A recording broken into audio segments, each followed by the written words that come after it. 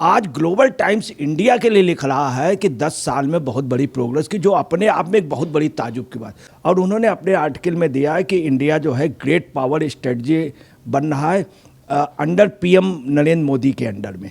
उन्होंने कहा कि इनकी लीडरशिप जो है हर चीज़ में बहुत टॉप की है, सभी उस पर भारत बहुत तेज़ी से आगे बढ़ रहा है, विश्व की एक ताकत बन गई।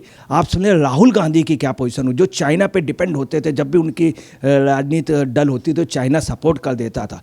अब क्या है कि ये करके आप समझ लीजिए पूरे इंडी गठबंधन में और राहुल गांधी को नींद नहीं आ रही होगी। नींद जिनके बाबा ने, नेहरू जी ने बाकायदे तस्त्री में दे दिया था ज़मीन, आज ये भारत की इकोनॉमी, इसका मतलब कि उसने सर झुका दिया मोदी के आगे। नमस्कार, मैं अंजलि मिश्रा, स्वागत है आप सभी का एचडीवी न्यूज पर। आपको बता दें कि अब चीन ने भी प्रधानमंत्री नरेंद्र मोदी और भारत का लोहा जो है मान लिया है। और अब चीन की आपको बता दें कि ग्लोबल टाइम्स जो है वो भारत और प्रधानमंत्री नरेंद्र मोदी की जमकर तारीफ करता हुआ नजर आया है। ग्लोबल टाइम्स ने लिखा है कि भारत जो है वो आत्मविश्वास से भरा देश है और मोदी की लीडरशिप में तेजी से आगे बढ़ता हुआ भी जा रहा है। उनका यह भी कहना है कि विश्व गुरु बनने की राह पर भी भारत जो है अग्रसर नजर आ रहा है। ऐसे में अब इस पूरे मामले पर चर्चा के लिए हमारे साथ मौजूद है वरिष्ठ पत्रकार अजय पत्रकार जी। सर, आपका स्वागत है हमारे चैनल में। जिस तरीके से चीन का मन परिवर्तन होता हुआ नजर आ रहा है, चीन से भी अगर आप देखेंगे तो प्रधानमंत्री नरेंद्र मोदी और भारत में जिस तरीके से डेवलपमेंट हो रहा है उसकी तारीफ की जा रही है, क्या कहेंगे आप? देखिए, बहुत बड़ी ताज्जुब की बात है। ग्लोबल टाइम्स जो कि एक इंटरनेशनल लेवल पे बहुत टॉप का न्यूज़पेपर है, इसमें कोई डाउट नहीं।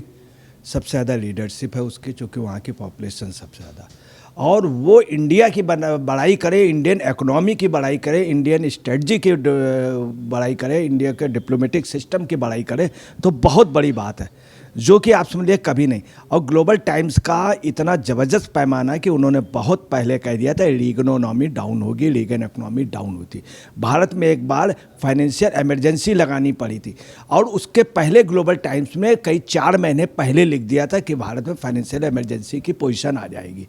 आज ग्लोबल टाइम्स इंडिया के लिए लिख रहा है कि 10 साल में बहुत बड़ी प्रोग्रेस की, जो अपने आप में एक बहुत बड़ी ताजुब की बात। और ग्लोबल टाइम्स जो भारत की इकोनॉमी को डैमेज करने पे भी एक अप्रोक्ष रूप से भूमिका निभाती रही, ये भी कटु सच है। और ख़ासतौर से चाइना का टोटल व्यूज़ ये रहा कि हमेशा, और उस व्यक्ति ने कहा जो वर्ल्ड का माना हुआ, आप समझ लिए अर्थशास्त्री, वर्ल्ड के माने हुए आर्टिकल लिखने वाले, और वहाँ के उसके झांग जियाडोंग ने, जो साउथ एशियन फूडान यूनिवर्सिटी संघाई के डायरेक्टर हैं, उन्होंने अपने आर्टिकल में लिखा, और उन्होंने अपने आर्टिकल में दिया है कि इंडिया जो है ग्रेट पावर स्ट्रेटजी बन रहा है अंडर पीएम नरेंद्र मोदी के अंडर में। उन्होंने कहा कि इनकी लीडरशिप जो है हर चीज़ में बहुत टॉप की है, सोशल उस पर, और कल्चरल उस पर, इकोनॉमिकल उस पर, और साथ में एजुकेशनल उस पर, सभी उस पर भारत बहुत तेज़ी से आगे बढ़ रहा है, विश्व की एक ताकत बन गई। यूक्रेन और रशिया के युद्ध में भारत की जो भूमिका रही उतनी सकारात्मक रही दोनों देशों के, वो एक अपने आप में ताजुब की बात है। भारत कहीं पे भी गुटवाद में नहीं बढ़ा, ये उन्होंने कहा। दूसरा, इन्होंने कहा कि आज अमेरिका, रशिया और यूरोप की कंट्रियाँ जो है भारत को मानती हैं। ये बात आप समझ लीजिए इन्होंने झांग साहब ने कही, जो अपने आप में। उन्होंने ये भी कहा कि इकोनॉमिक पॉलिसी जो है भारत के डिप्लोमेटिक अचीवमेंट है, जो अपने आप में ताजुब है कि इतना कैसे ये राइज कर गया इंडिया, और इंडिया मजबूत पोजीशन पे है और बहुत जल्दी वर्ल्ड इकोनॉमी के टॉप पर आ जाएगा। इस समय हमारी 5वीं आर्थिक व्यवस्था चल रही, $3.7 ट्रिलियन से हम आगे निकल चुके हैं। और उनका भी इशारा यह है कि इसका मतलब जो ये कहा जा रहा था कि हम लोग $5 ट्रिलियन, तो ऐसी उम्मीद है कि आप देख लीजिएगा 2024 के मध्यांतर या लास्ट तक हम लोग 5 ट्रिलियन की इकोनॉमी पे आ जाएंगे। इसके अलावा उन्होंने ये भी इशारा किया भारत के जो करेंसी है उसको जो वैल्यू मिल रही है फॉरेन में, मतलब कई जगह रुपया एक्सेप्ट कर रहे हैं, कई जगह रुपया एक्सेप्ट करने की पोजीशन में उसमें वो कंसीडर कर रहे हैं, तो ये भी एक भारत के लिए प्रोग्रेस का बहुत बड़ा एक होगा। उन्होंने कहा कि मल्टी अलाइजमेंट अप्रोच इनकी भारत की बहुत ही अच्छी है। दूसरा, भारत ने नैरेटिव सेट किया जो नरेंद्र मोदी के आने के बाद उस नैरेटिव में सक्सेस हो गया। उन्होंने इस बात पे बड़ा ताजुब किया कि पहले इंडियंस जो इंडियन इकोनॉमी के लोग थे और इंडिया पहले क्या करता था, हमारे जो हम मतलब जो चाइना से एक्सपोर्ट करते थे और जो इंडिया इंपोर्ट करता था, तो उस पर ध्यान रखता था कंडीशन, वो बैलेंस ऑफ पेमेंट जो था बहुत ज़्यादा, मतलब बैलेंस ऑफ पेमेंट में बहुत ज़्यादा फ़र्क था कि चाइना बहुत अधिक आयात करता था और इंडिया बहुत कम निर्यात करता था। परंतु अब वो हमारे आयात पे ध्यान नहीं देते, उन्होंने अपनी एक्सपोर्ट पॉलिसी इतनी एडवांस कर ली, इतनी एडवांस कर ली कि पूछे नहीं। आपको बता रहे हैं 1 अप्रैल को एग्जिम पॉलिसी आती है, हमेशा बजट के बाद एग्जिम पॉलिसी आती है, एक्सपोर्ट इंपोर्ट पॉलिसी 1 अप्रैल को।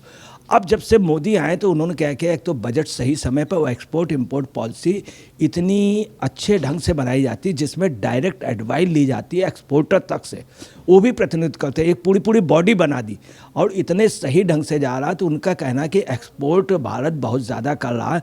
अच्छा है क्या इसके पीछे, चाइनीज़ काफ़ी गुड्स इंडिया के अंदर मोनोपोली बना चुके थे। हकीकत ये जैसे मोबाइल इंडस्ट्री, आज भारत सक्षम है कि एक टॉप पे जा रहा, भारत लगभग सेकंड पे है, फर्स्ट पोजीशन में पूरे इंटरनेशनल लेवल पे जा रहा।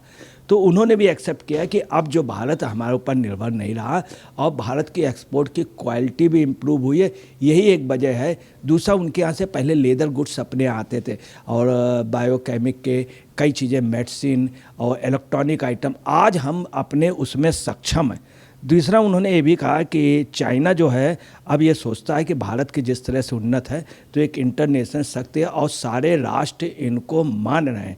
आपको बता दें, इसके पहले ये पोजीशन रही कि भारत की ये स्थिति रही है कि चाइना पे हम डिपेंड थे, अमेरिका पे डिपेंड थे, रसिया पे डिपेंड थे, हमारे इंडस्ट्रियलिस्ट इतने अच्छे नहीं थे। आप यहाँ से अंदाज लगा लीजिए, एक कटु सच बात है कि अडानी जो है वहाँ इजराइल पे, वहाँ पे पोर्ट पे, और जो ये वे बन रहा है उससे चाइना का जो वे था पाकिस्तान वाला, काराकोरम रोड वाला और यूरोप तक, वो वे आप समझ लिए बिल्कुल बेकार होने जा रहा।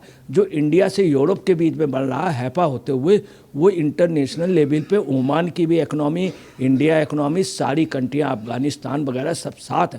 इससे भी चाइना वास्तव में डर गया। चाइना को G20 में अगर किसी को सफलता मिली है तो भारत को मिली, ये चीज़ चाइना ने भी एक्सेप्ट की। एक समय ये पोजीशन थी कि रीगन जैसा व्यक्ति येन के आगे डॉलर, USA डॉलर डाउन हो गया था और चाइनीज़ के आगे, मगर आज ये पोजीशन है कि हम चाइनीज़ इकोनॉमी के आगे डाउन होने का प्रश्न ही नहीं है और हम पैरेलल चल रहे हैं। पैरेलल तो इंडियन इकोनॉमी मजबूत हुई है, ये देश के लिए बहुत अच्छा। पहले हम इमरजेंसी लगाते थे, एक फाइनेंशियल इमरजेंसी, कितना हमारे पास लोन था, हम सक्षम नहीं थे। आज हमारी स्थिति है कि इंटरनेशनल लेवल पे मनी पे हमारी बहुत अच्छी होल्डिंग है। अब वो वक्त दूर नहीं है, ये चाइना भी इशारा कर रहा है कि अगर ये इनकी यही प्रोग्रेस रही तो ये वर्ल्ड इकोनॉमी पे सेकंड नंबर पर आ जाएंगे। दूसरी, उन्होंने एक जो सबसे बड़ी बात कही है वो ये कही है कि शहरी प्रशासन में इंडिया ने इंटरनेशनल लेवल पे ज़बरदस्त सुधार किया। ये भी एक अच्छी बात है, चूँकि शहरी प्रशासन, ये सब चीज़ें इतनी जल्दी इम्प्रूव नहीं होती, भारत ने वास्तव में इम्प्रूव कर लिया।